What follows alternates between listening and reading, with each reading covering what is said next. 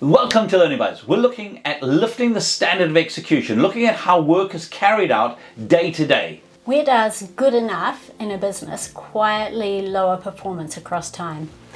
Where I've seen good enough compromise a business is when good enough starts to become the standard for the way that people perform. People start to do the minimum that they need to do to keep their jobs, rather than having a mindset and a culture of excellence where we're striving to deliver the best we possibly can. What does high quality execution look like in practice, not in theory?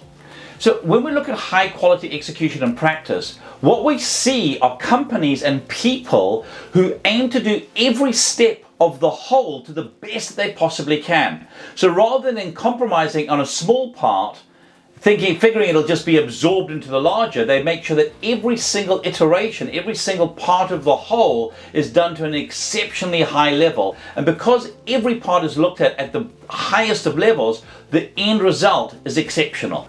What then do you advise businesses to do to measure their current standard of execution and look at ways to lift it?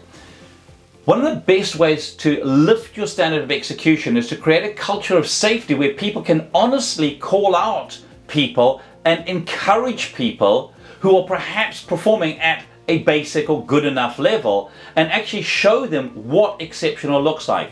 It's stopping and reviewing on a project, on a delivery, and going, what went well, what could we do better next time? And always looking to lift the bar and getting customer feedback on what they've noticed, what they've enjoyed, what they've experienced, and going, how do we make that even better the next time?